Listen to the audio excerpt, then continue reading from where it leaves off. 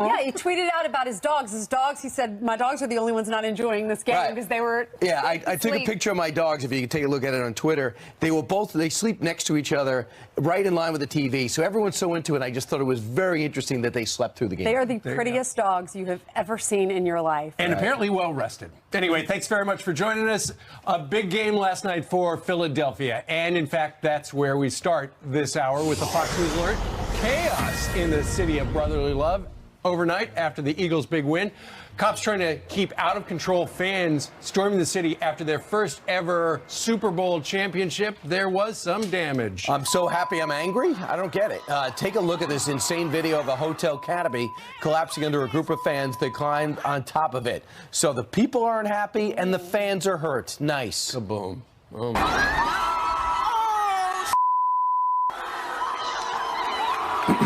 Why were they on the canopy anyway? They climbed up there? They climbed things there. Right. I guess that's what whiskey does to you. No word on any injuries, but I'm sure there are a lot. It's a crazy video. A crowd of Eagles fans flipping a car as well and celebrating in the streets. It's just crazy. Other people were setting fires. They were lighting fireworks, even starting a food fight inside a convenience store. Police and protective gear forced to block the road and control all the crowds. I can't justify that. Number one, you didn't play. You watched, and your reaction is, instead of happiness, destroy businesses. It's so bizarre. I have never understood vandalism. I don't like it. People work too hard to provide for their families or put up these, small stores, family businesses, and to have some idiot go and break the glass and you have to pay for it. It's ridiculous. Ultimately, it does mar Philadelphia's big win, and it was a fantastic game. It was probably one of the greatest Super Bowls of all time. If you're a Patriots fan, there's a story out this morning, and it sounds like Gronk is considering retiring. And an American tradition came to an end yesterday when the President of the United States would not sit down with NBC for the halftime interview. Usually about 1 billion people, trillion people watch that thing. He said, nope, NBC, not going to do it. You know what I love, though? Pink, when she was singing the national anthem, every single person. Very emotional when the Medal of Honor winner, a 94-year-old Woody Williams, came out, and he is the last surviving member of the Iwo Jima team. He was accompanied by 15 Medal of Honor recipients, and as it turns out, it was the Patriots who won. Look how cute he is, his hands in the air. I know it. Right. Meanwhile, this is the president's tweet right before the game. Their sacrifices stitched into each star and every stripe of our Star-Spangled Banner. We hold them in our hearts and thank them for our freedom as we proudly stand for the national anthem. Even though he quickly congratulated the Eagles, you know that his good buddy Robert Kraft, he was probably pulling for him. And if you look at Melania's coat, she was wearing a red, white, and blue coat. Many people said those are Patriots colors. I bet. I'm red, sure. White, and blue? Yeah. I bet America. American colors. Yeah, I bet the president called him last night. Don't you think? Sure. Right. Maybe you don't really want to hear from them when you lose like that. But listen, they've had a lot of victories. And as I said earlier, I'm very curious to see how you handle defeat, because we've seen the Patriots win so often. A lot of class, a lot of deference. We thought we could have won. We're disappointed. But Bill Belichick took blame himself, said it was the coaching. I'm going to think about two plays. The one that Tom Brady dropped when he went into coverage, when he went out as a wide receiver and dropped the ball. He was wide open. And then we see the one with Nick Foles, where he had they had two passes in a single play. He caught it. Well, I'm sorry for all the ladies out there. We won't get to see more of Tom Brady tomorrow when they have the parade. But I am happy for the Eagles. That's why I'm wearing the green, because Jillian, I heard her this morning talking about wearing the green. This is for Jillian. Jillian, we love you. We're excited for you. But it's great to see the underdog win. Absolutely. Hope she wasn't on that canopy. She was not on that canopy. No, she was wasn't. not. She has survived. We heard her. She phoned into the first hour. Meanwhile, let's talk a little bit about the memo fallout. You know, on Friday, it was released, the Republican written intel committee 4-page document that essentially said that Andrew McCabe had told them in front of the committee that the FISA warrant would not have been submitted without the dossier. So in other words, if they didn't have that dossier that was filled with the fake stuff, they never would have gotten the FISA warrant. Dan Bongino was with us a little while ago, and we asked him about the fact that it sounds like there are 5 more memos, according to Axios, that the Republicans have got lined up. And he said, look, this has become political. The Republicans are putting that out. Is it politics on their side? It certainly is on the part of the Democrats. Listen. The Republican memo, the process was this. They wanted every member of the House that wanted to read it to be able to read it first, and the FBI in case they had any objections. Well, the Democrats don't want that with their memo. They want to release it to the press right away and do their own thing. So it's the Democrats who blocked the release of their own memo, not the Republicans. But they lie. That's all they do is lie. It's really pathetic what's going on. It's sad to watch. Look at this memo, and out comes Fran Townsend was against releasing it, John Brennan was against releasing it, and Adam Schiff has always been pushing back against releasing this about three main reasons. They said, well, they said the dossier was a political document in the FISA request. Not really. It goes on for evidently about 10 lines when a very simple thing, that dossier that we're asking a federal judge to allow a surveillance request, all it say is supplied and paid for by Hillary for America. Number two, the FBI should have come in. Adam Schiff says, I wanted the FBI director to come in and explain himself and elaborate on all this. He says he didn't. No, that's not true. Andy McCabe testified in front of before, and in fact, Trey Gowdy says he had him for countless hours. And then finally, when they said that the footnote, the other one was that this is all they used. They said Andy McCabe was taken out of context when he said Andy McCabe was taken out of context when he came out and said that I would not have been able to get this FISA request without the dossier. Right. Well, I don't understand. Trey Gowdy says, no, that's not the case. He said flat out, without the dossier, we don't get the request. It's not, if they didn't need it, why did they use it? He would not have submitted it without that dossier. The problem is if they created a narrative to influence the election, that is illegal. Americans deserve to know. They deserve to see what the Republicans are saying that they have a problem with, and they're also entitled to see what the Democrats' response needs to be to all of this. We want to see it all. We want to make up our own minds. And, you know, if you read certain publications, certain liberal newspapers, they're not going to make a big deal about this story. But it truly is a big deal if people that are abusing their power to influence the election. Right. And Trey Gowdy was on yesterday on the CBS chat show in the morning, and he was talking about, look, there are 30,000 people who work at the FBI, but we're not talking about 30,000 bad actors, people with animus toward Donald Trump. We're talking about maybe 5. But then again, when you look at the memo, and it's easy to read, it's about 3 1/4 pages long. It's hard to understand the FBI's grave concern about national security. Remember, they were doing everything they could to make sure we didn't get to see it. And you look at it and it's like, well, what's the big deal?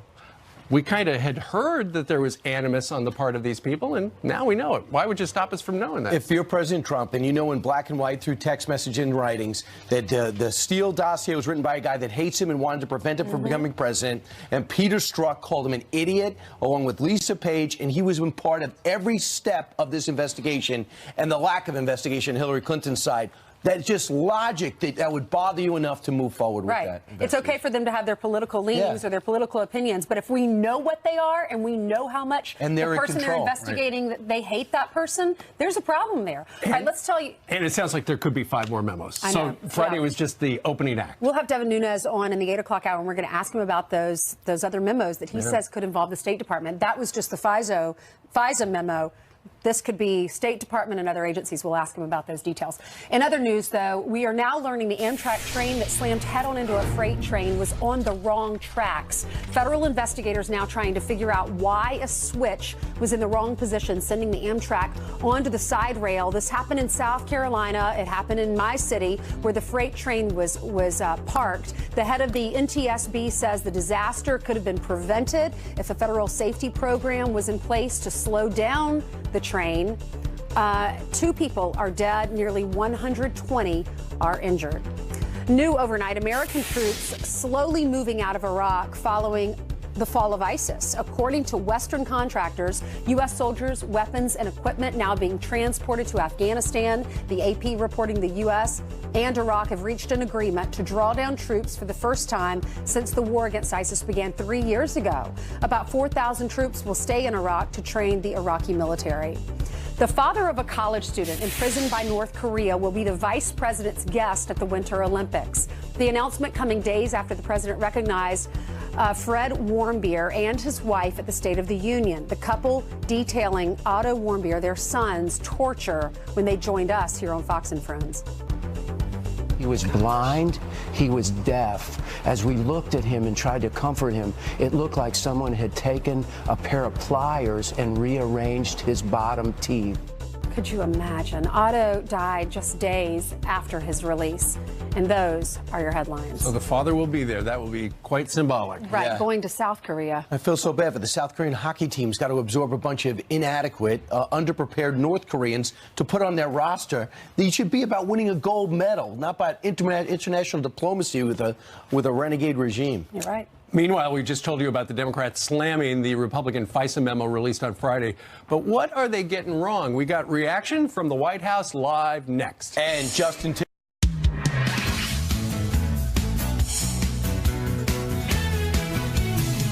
These Republicans are willing to risk the republic to protect the president. He has abused the office of the chairmanship of HPSCI. The goal here is to undermine the FBI, discredit the FBI. It's very possible his staff worked with the White House and coordinated the whole effort with the White House. Democrats trying to discredit that shocking FISA abuse memo released on Friday, even pushing to release their own version in a vote scheduled for later today, perhaps. But our next guest says they've got it all wrong. Here to explain is White House Principal Deputy Press Secretary Raj Shah. Raj, thanks for being with us. Good to see you again. Thanks a lot. Good morning, guys. Morning. Good morning. So what do you make of the Democrats? What are your thoughts? Because Democrats are trying to discredit this memo. They're trying to discredit the presidency and your administration.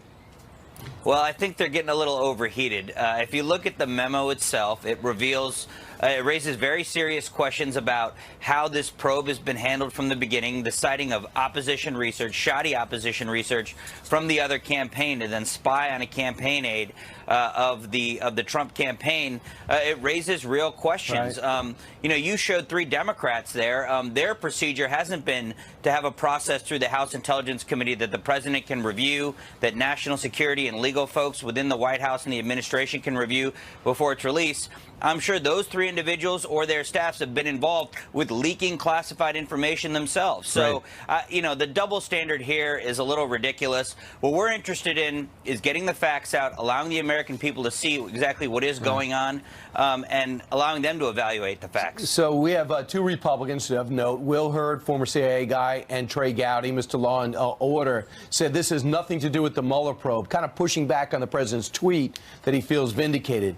Are they right? This has nothing to do with the Mueller probe? The Mueller probe? Yeah. Well, this is part of a pattern that we've seen within the FBI and Department of Justice. Really, it began under James Comey, and it regarded the Hillary Clinton email investigation. You saw investigators make decisions there that didn't make a lot of sense, didn't add up, and, you know, allowing politics to influence decision-making. Now we're seeing that continue. You saw Peter Strzok with his text messages, you know, being removed from the case. The lead investigator here had bias so damning that he had to be removed from the case. This citing of a you know, dodgy Democratic dossier to be used in a FISA warrant is just the latest example. Okay, Raj, before you leave, 30 seconds on what the president's doing today in Ohio. President's going to Ohio. He's going to talk about tax cuts and reform and everything that it's doing to boost our economy. We've seen hundreds of companies announce jobs, raises, wage hikes, everything in between. We're going to Schaeffer Corporation near Cincinnati to talk about everything that our tax plan is doing to help stimulate the economy. Right. Just get some of those crumbs and talk about them. All right, Raj, thanks so much. Thanks, Raj. Thanks for having me on. You bet. Meanwhile, straight ahead, college students are furious over what President Trump said in his State of the Union address. The only problem, they're slamming President Obama's words. Oops. China wants to write the rules. That would put us at a disadvantage. Everything is out the window, like, oh, whatever he's, oh, China.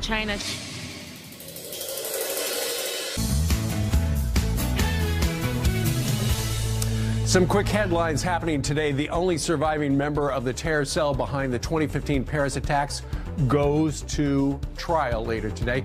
He faces charges stemming from a shootout with Brussels police. He said nothing in court, refusing to speak to the judge, even his own lawyer.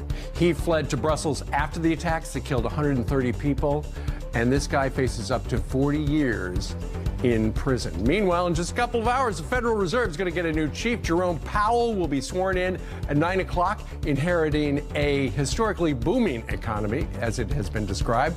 Powell replaces Janet Yellen, who has led the nation's central bank since she was appointed by President Obama in 2014. All right, Brian and Ainsley, over to you. All right, campus reform is at it again, exposing liberal bias on the college campuses around the country. This stopped New York City. This time they headed to John Jay College in New York City, asking students to react to quotes from President Trump's State of the Union address. The only problem is they weren't actually quotes from President Trump. They were actually quotes from President Obama. Watch this. China wants to write the rules. That would put us at a disadvantage. Everything is out the window, like, oh, whatever he's, China. Donald Trump should, mind his own business and, just focus on America. It's like he doesn't think before speaking and how it's going to offend a lot of people. Joining us now is Media Director for CampusReform.org and the man behind those videos, Mr. Cabot Phillips. Cabot, good to see you again. So what'd you do? Tell us what happened. We went to campus. We wanted to test what students thought of President Trump's State of the Union, but we wanted to see if they actually were giving him a fair shakedown or if they were committed to hating whatever he said, and what they would think of the words of someone who they all beloved, which is President Obama. Person after person said that all of the quotes we were giving them were racist, they were short-sighted, they were evil, and then we told them it was President Obama. They were quite shocked, and they weren't too happy with me.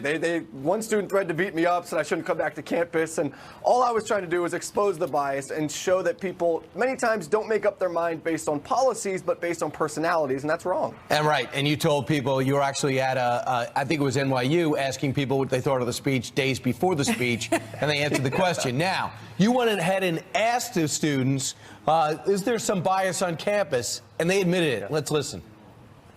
I think there's a bias against President Trump when it comes to hearing a speech like the State of the Union.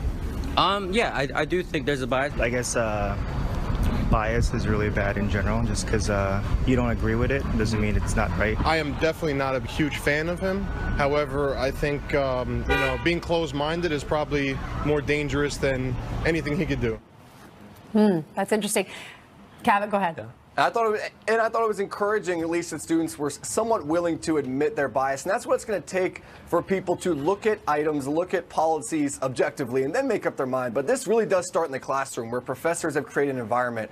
Everything dealing with President Trump has to be evil, and everything with President Obama is taught to them that it was great, it was wonderful, it was all sunshines and rainbows. And that's where I think this comes from. And that's what we've covered extensively at Leadership Institute's Campus Reform, that innate bias on campus. And we need to expose that so that we can start to change it. It definitely proves that no matter what this president, whatever the administration's saying, whatever he says in his speeches, they don't listen, they don't care. They've already made up their minds, they don't like it. Now, when you told them those actually were words of President Obama, I know you said some of them were mad at you. Did anyone say, okay, you know what? Maybe I need to listen to President Trump more often and maybe give him, not be biased and give him a fair shot?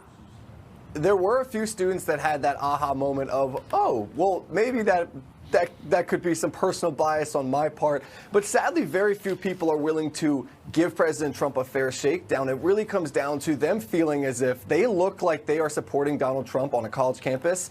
They face being ostracized socially. They face their grades being docked. Many times they actually face violence against them just for being conservative. And so many students are afraid to give him a fair shakedown because they don't want to look like they are supporting him, because that's the environment towards anyone who's That's why a lot of people didn't want to admit they were conservative. voting for him. That's why people were shocked when he won, because people were afraid to say that they were voting for him. We saw that during the election. Exactly, and it's the exact opposite of what we should try and be foster on our college campuses. Students should be able to have a discussion about what the issues are and not feel pressure to go one way or the other. All right, and when you go to pick out a college, you got to ask yourself, what's the bias, as well as the campus size and the dorm rooms. It's got to play a role in what college you pick, because your kid's going to be brainwashed, perhaps. Cabot, thanks so much. Thank you, Cabot.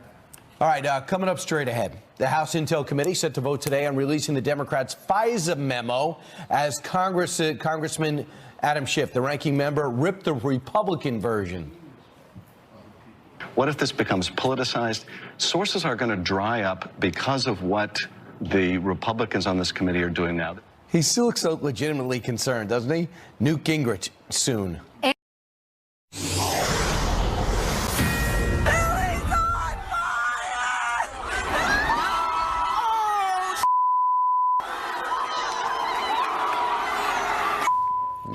Fox News alert. Chaos is unfolding in Philadelphia after the Eagles' big win last night. Police trying to keep that crowd under control because fans were storming the city after their first ever Super Bowl championship. Celebrations leading to the top of garbage trucks, much to the delight of rowdy crowd. And of course, we have told you about how they greased the light poles there, but not everybody was stopped by it, taking their joy to new heights. There is a Crisco shortage now in Philadelphia. Another group of Eagles fans flipping a car because they won and they're happy. So Police in protective gear forced to block the road and control the crowds. You know, by the way, this is what you do when you're happy. It's very, very interesting. People around the world are wondering what makes America tick. You notice it's like all men. What do y'all do? You're like climbing on top of the cars, Taking flipping them shirts off. over, taking your shirts off, Right. climbing the poles. Steve, explain to her. I will during the break. Right now, though, let's bring in Newt Gingrich, a Fox News contributor, former Speaker of the House. He ran for president as well. Hey, Newt, yesterday with the Super Bowl, an American tradition came to an end. President Trump decided not to sit down with NBC for the big halftime live interview. He said, no, not going to do it. What do you think of that? Good. Why? Well, because NBC, look, I find Meet the Press now I can't watch it anymore. It's so biased.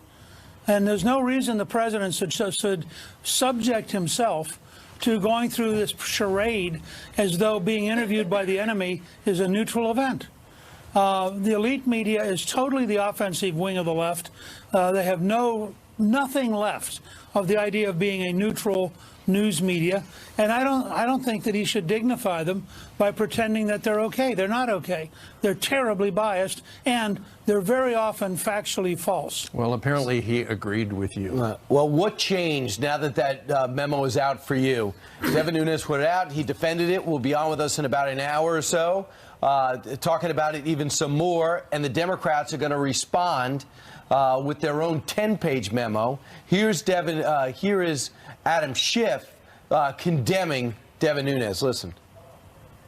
The interest wasn't oversight. The interest was a political hit job on the FBI in the service of the president. But the goal here really isn't to find out the answers from the FBI. The goal here is to undermine the FBI, discredit the FBI, discredit the Mueller investigation, do the president's bidding. If you have a neighbor who's buying fertilizer, lots of fertilizer, but has no yard, and you have concerns about it, and you want to call the FBI, you're now going to wonder, is that FBI going to hold my name in confidence or this information in confidence? What if this becomes politicized? Sources are going to dry up because of what the Republicans on this committee are doing now. Legitimate concern? Look, I think Adam Schiff is desperately trying to cover up a terrible situation. The Obama administration was deliberately politicizing the justice system. They were politicizing the Justice Department at the level of the Attorney General. They were politicizing the top levels of the FBI. The real question here is why can't Adam answer some very factual, straightforward questions? Apparently, the FBI used a totally false, politically paid for Hillary Clinton campaign document to convince a federal judge to issue a wiretap. Now, that should be pretty startling even for a liberal Democrat. And yet there's this perennial necessity to go back and try to defend the indefensible, and that's what Adam Schiff is doing. You know what I've noticed? That when Hillary Clinton lost the election, her campaign blamed Comey. Meanwhile, she was the one that had the secret server and was lying about how many phones she used. When the FBI does something wrong, like they have here, it appears, then they blame Devin Nunes for letting it come to light. Yeah, I think this is classic cover up everything kind of behavior. The fact is the Attorney General should not have met. Right. But the Attorney General should not have met with Bill Clinton. Comey did all sorts of things. When you start building all the list of what Comey did wrong, and it's very clear that we need a thorough investigation. And again, let me be clear. 98% of the FBI agents are honorable, hardworking, serious people who try to enforce the law. But that upper level was truly corrupted. And if you start piecing together by chronology what they were doing, it's very hard for me to see how you defend it. Sure. Mr. Speaker, we've got to ask you as well about some legislation that's going on Capitol Hill. We're coming up against another budget deadline, and the big question is, will there be another shutdown? What's going on regarding DACA? How do you see this all fitting together right now? Well, I'm hoping that the Democrats got burned badly enough. If you look at the contrast between the Democrats melting down as they shut down the government and the tremendous response to President Trump's State of the Union, 75% approval of his State of the Union address. I'm not sure that Schumer wants to go through another round of losing that badly. So my hope is that the House will pass something reasonable, that it will move the ball down the road a ways, that it will begin to strengthen defense, and that they'll work on DACA. I mean, the president has said openly he wants to actually help the Dreamers 3 times as many of them as Barack Obama did. So I don't understand why the Democrats can't accept victory as victory and actually help the people they claim they care about. Senator John McCain and Senator Chris Coons, bipartisan, want to put a plan out that says, okay, we're just going to study border security and let's give a pathway to citizenship for all the DACA kids. Is there, to me, that is the definition of a non-starter. Others are saying this is what we need. Yeah. What do you think? Why would any Republican suggest we need to study border security? When I was Speaker of the House, we're talking now about 20 years ago, we passed the initial wall for San Diego, and it works. There's zero. Chairman Duncan Hunter got it through the Congress. It has been built. It has been working for over 20 years. We don't need to study the wall. And frankly, it's a lie. When liberals come in and say, if you'll give me everything I want, I'll study giving you what you want, you know they're not telling you the truth. Yeah, I can't imagine why you put it that way. There's some Republicans who can't ever learn. It really mystifies me because there's some Republicans who I think, you could get them to pick up the tab every single night at the bar, and they still would never figure out that you're the guy drinking and they're the guy paying. You made it so simple. All right, Newt, thank you very much for joining us today on this Super Monday. Thanks, Good to be with you. All right, it's 40 after the top of the hour. Turning now to your headlines. A vandal bashing in the windows of a dozen parked police cars with a sledgehammer. The Dallas Police Department finding their parking lot covered in glass. Gregory Simpson now charged with criminal mischief. There's his picture. His motive is still unclear.